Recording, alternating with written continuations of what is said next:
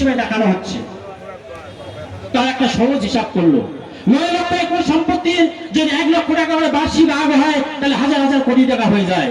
কিন্তু এইখানেই একটা কারচুপি রয়ে গেছে। কি কারচুপি?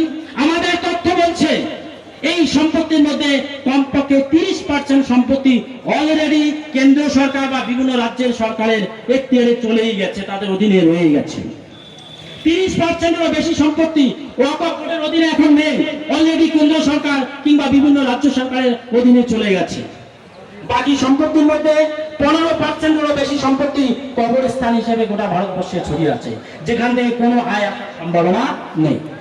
10 থেকে 15% তথাপি বিভিন্ন মাদ্রাসা, যেখানে স্বল্প বেতনে বা বিনামূল্যে মুসলিম বাচ্চাদের শিক্ষা দীক্ষা দেওয়া হয়, সেই সম্পত্তি থেকে কোনো আয় আসার সম্ভাবনা নেই। আরো সমস্যা রয়েছে, এমন কিছু কিছু ওয়াকফ সম্পত্তি রয়েছে, যেহেতু ওয়াকফ সম্পত্তি একবার ওয়াকফ হয়ে গেলে সেটা বিক্রি করা যায় না, সেটা হাত বদল করা যায় না, সেটা হস্তান্তর করা যায় না, ফিরিয়ে নেওয়াও যায় না। এই সম্পত্তিগুলো ওরা কি করলো? ওরা ভাবলো যেহেতু এই সম্পত্তিগুলোর পূর্বপুরুষ ধরে চলে আসছে এবং সেইভাবে কোনো রকম তথ্য নেই, তাহলে এই সম্পত্তিগুলোকে হাতিয়ে নিতে হবে।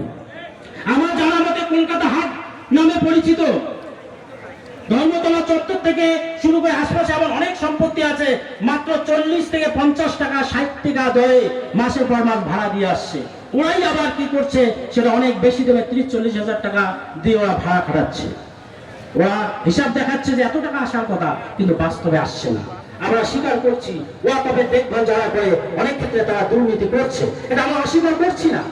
আমরা চাই দুর্নীতিমুক্ত ওয়াকফ বোর্ড হোক, কিন্তু সমস্যাটা কোথায়? কোনো ব্যক্তির যদি হাতে ক্যান্সার হয়, কোনো ব্যক্তির যদি পায়ে ক্যান্সার হয়, তাহলে ওই অঙ্গ কেটে ফেলা হয়, গলা কেটে ফেলা হয় না।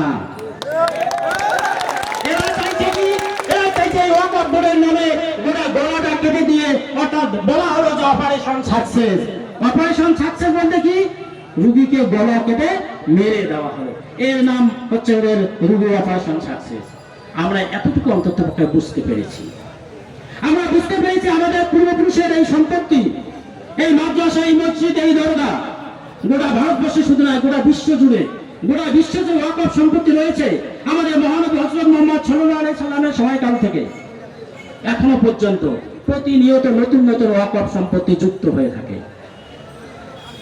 কিন্তু ভারতবর্ষে আমাদের শুধু মুসলিমদের নয়, এবং এমনকি ভারতের অন্যান্য দেশেও সমস্ত জাতির, সমস্ত ধর্মের ওয়াকফ সম্পত্তি রয়েছে ভিন্ন নামে। আমাদের সনাতনী ভাইদের নিজেদের দেবত্ব ট্রাস্ট রয়েছে, বিভিন্ন মন্দির, বিভিন্ন তাদের যে প্রতিষ্ঠানগুলো রয়েছে সেগুলো দেবত্ব ট্রাস্ট হিসেবে তারা পরিচালিত করে থাকেন। রাম রহিম, বিখ্যাত দর্শক রাম রহিমের নামে 1,500 একর জমি তার ট্রাস্টের নামে রয়েছে, কিন্তু কোনোদিন সেগুলোতে হাত দেওয়া হয়নি, সেগুলো নিয়ে কোনোদিন পর্যালোচনা হয়নি। আর এক দর্শক আশারাম বাপু, তার নামে 7,500-এরও বেশি ওয়াকফ সম্পত্তির ট্রাস্ট তার নামে পাওয়া গেছে। এরকম গোটা ভারতবর্ষ সমস্ত জাতি, সমস্ত ধর্মের নিজস্ব কিছু আইন, নিজস্ব কিছু সম্পত্তি, নিজস্ব কিছু মানুষদের ব্যবহারের জন্য কিছু তারা রাখে।